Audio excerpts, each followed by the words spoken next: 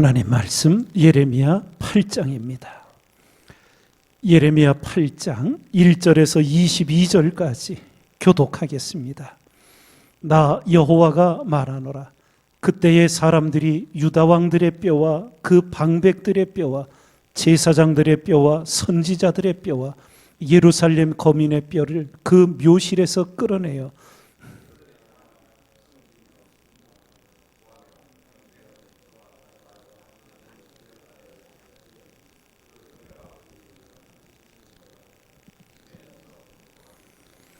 이 악한 족속에 남아있는 자, 물은 내게 쫓겨나서 각처에 남아있는 자가 사는 것보다 죽는 것을 원하리라. 만군의 여호와의 말이니라.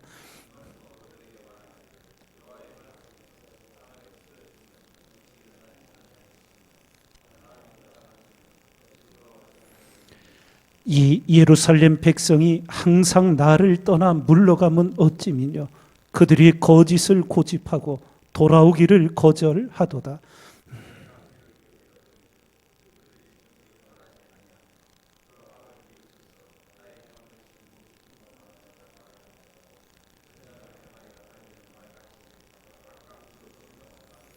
공중의 학은 그 정한 시기를 알고 반구와 제비와 두루미는 그 올 때를 지키거늘 내 백성은 여호와의 규례를 알지 못하도다 하셨다 하라.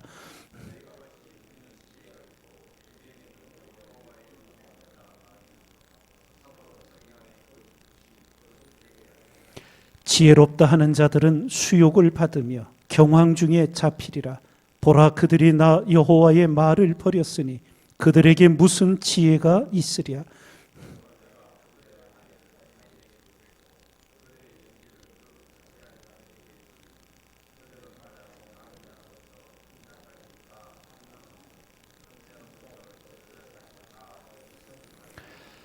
그들이 딸 내 백성의 상처를 심상히 고쳐주며 말하기를 평강하다 평강하다 하나 평강이 없도다.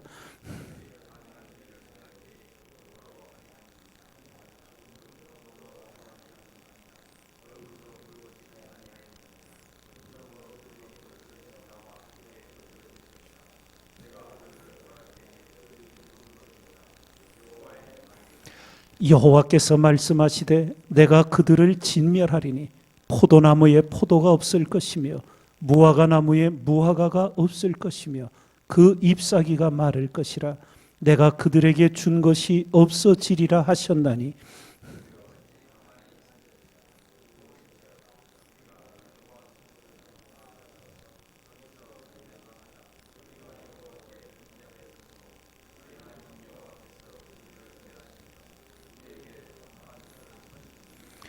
우리가 평강을 바라나 좋은 것이 없으며 고치심을 입을 때를 바라나 놀라움 뿐이로다.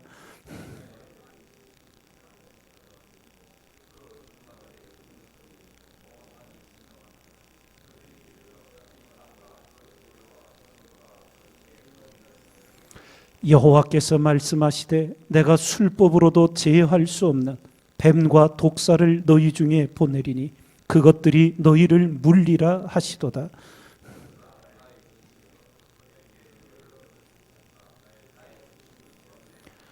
딸 내 백성의 심히 먼 땅에서 부르짖는 소리로다. 이르기를 여호와께서 시온에 계시지 아니한가. 그 왕이 그 중에 계시지 아니한가. 그러나 여호와께서는 이르시기를 그들이 어찌하여 그 조각한 신상과 이방의 헛된 것들로 나를 경록케 하였는고 하시니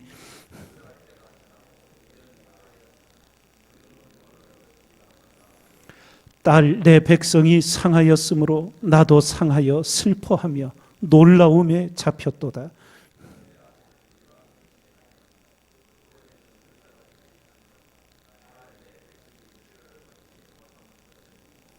아멘.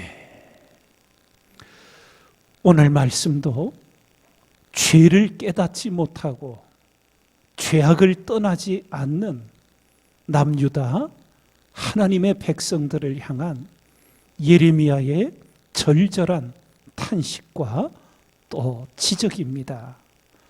하나님의 말씀을 전하고 하나님의 마음을 자기의 백성들에게 토로하는데 나라가 망하고 선조들의 묘실들이 회파되며 그 뼈들이 땅에 뒹구는 그 처참한 일들, 그것이 바로 자기 조국의 일이며 자기 선조들의 일일 것임을 예레미야도 안타까워하며 이스라엘 백성을 향하여 오늘의 말씀을 전합니다.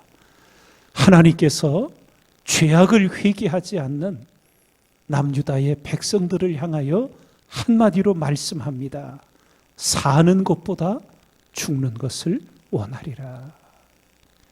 얼마나 참혹한 하나님의 심판이 올 것인지를 이 한 말씀 속에서 우리는 짐작해 볼 수 있습니다. 그런데 요한계시록에 가면 마지막 하나님의 심판이 올 때, 그때도 하나님의 심판을 눈으로 보면서도 끝까지 하나님께로 돌아오기를 거부하고 하나님을 저주하는 무리들이 있을 것임을 성경이 우리에게 가르쳐 주고 있습니다. 그들이 하나님의 심판의 고통을 받으면서 죽기를 바라는 거예요. 그런데 그때의 심판은 죽고 싶어도 죽을 수가 없는 그런 고통까지 하나님께서 주실 것이 예언되어 있습니다.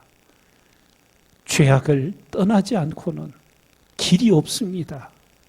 회개만이 사는 길인데 남유다의 백성들은 자신의 죄악을 깨닫지 못하고 그러니 그 죄악을 인정을 안 합니다. 하나님이 선지자들을 새벽부터 부지런히 보내 일깨우시지만 전혀 나는 회개할 것이 없다는 거예요. 그러며 하나님 앞에 완강히 버팁니다. 가증한 일을 행하면서도 전혀 부끄러워하지 않습니다. 그 얼굴이 붉어지지 않습니다. 양심이 마비된 것이지요. 하나님께서 새들을 비유하시며 이렇게 말씀하시는 거예요. 공중의 학은 그 정한 시기를 알고 때가 되면 돌아올 줄을 안다는 거예요. 날씨 때문에 따뜻한 곳을 갔다가 회복이 되면 다시 자기의 본거지로 돌아오지요. 반구, 비둘기입니다. 제비, 어렸을 때 처마 끝에 제비집이 봄에 지어지지요. 가을이 되면 어디론가 갔다가 봄이 되면 또다시 와서 새 집을 짓고, 하나님이 만드신 미물들도 때가 되면 돌아올 줄을 아는데 내 백성은 내게로 돌아올 줄을 모른다고 탄식에 탄식을 거듭합니다. 결국 11절에 이렇게 말씀을 하십니다. 그들이 딸 내 백성의 상처를 심상히 고쳐주며 말하기를 평강하다 평강하다 하나 평강이 없도다. 거짓 선지자들, 거짓 제사장들이 하나님의 거짓 평안을 말하는 거예요. 그러며 15절에 우리가 평강을 바라나 좋은 것이 없으며 고치심을 입을 때를 바라나 놀라움 뿐이로다.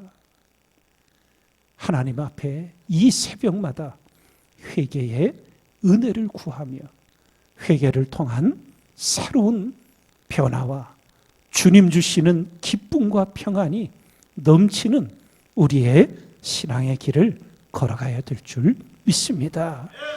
그리스도인이 하나님께로 받은 은혜 중에 은혜가 바로 기쁨과 평안입니다. 삶의 상황이 어떠하든 하나님 주신 기쁨이 그 마음과 삶을 의의할 수 없습니다. 그래서 성경은 우리에게 항상 기뻐하라고, 주 안에서 기뻐하라고 가르치지요. 주님의 평안, 세상이 줄 수도 없고 세상이 빼앗아 갈 수도 없나 그 평안을 우리에게 넣어 주시는 거예요. 풍랑이는 배 안에서 제자들은 두려워 떨지만 고단하셨던 예수님은 거기서 깊은 잠에 빠지시지요. 제자들이 흔들어 깨워야 깨어나게 되는 평안. 예. 내일이면 처형될 베드로가 그 밤에 천사를 보내 성도들의 기도에 응답하여 구해내시는데, 천사가 왔지만 베드로가 얼마나 깊이 잠이 들었는지 옆구리를 천사가 발로 쳐 깨워야 일어납니다. 어떤 환경, 어떤 형편 중에도 주님 주시는 기쁨을 잃어버리지 않고 평안을 누리며 오늘을 사는 여러분과 저의 복된 신앙이 되기를 주님의 이름으로 축원을 드립니다.